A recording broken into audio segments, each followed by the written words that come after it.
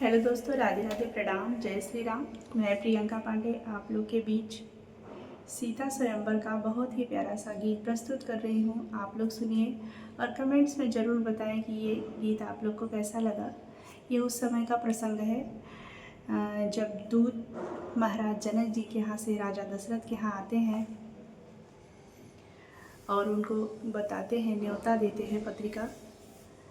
गीत के माध्यम से आप लोग सुनिए, बहुत ही प्यारा सा गीत है।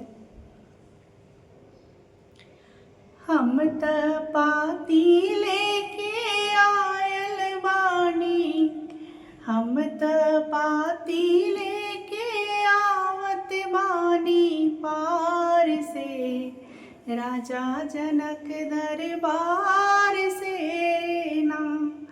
हम त पाती लेके आवत बानी पार से, राजा जनक दरबार से ना। हमरा घरवा जनक नगरिया, राजन अइली भूप दुआरिया। हमरा घरवा जनक नगरिया, राजन अइली भूप दुआरिया।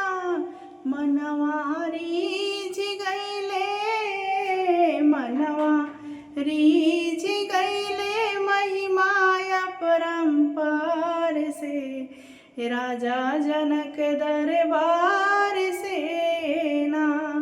मनवा रीझ गइले महिमाय परम्पार से, राजा जनक दरबार से ना। हम त पाती लेके आवत बानी पार से, राजा जनक दरबार से ना।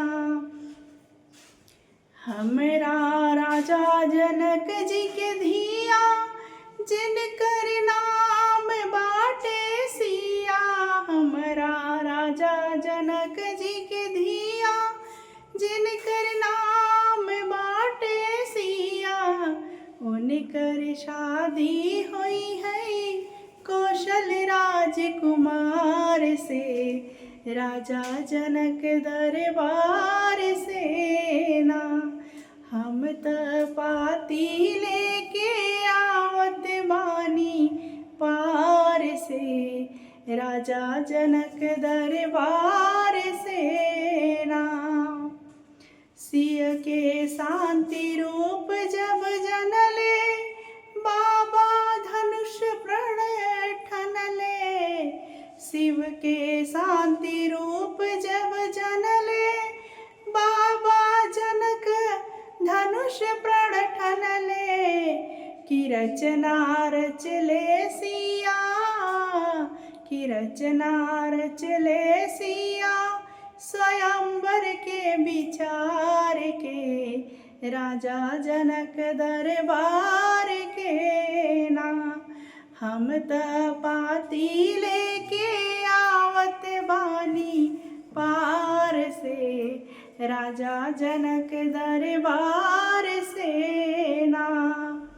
जुटले बड़े बड़े भव भूप, धनुहा देख के भइले चूप। जुटले बड़े बड़े धन भूप, धनुहा देख के भइले चूप। तिल भर धनुष उठौले से कवन बुइर बरियार से, राजा जनक दरबार से ना। तिल भर धनुष उठल से कौना वीर बरियार से, राजा जनक दरबार से ना।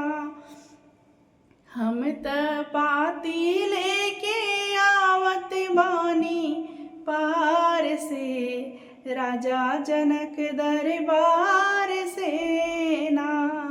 तहवा राजन राउर लाल, पवले धनुष तोड़ जयमाल। तहवा राजन राउर लाल, पवले धनुष तोड़ जयमाल।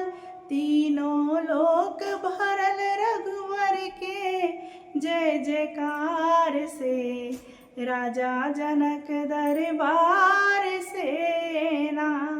हम त पाती लेके आवत बानी पार से, राजा जनक दरबार से ना। हम त पाती लेके आवत बानी पार से, राजा जनक दरबार से ना।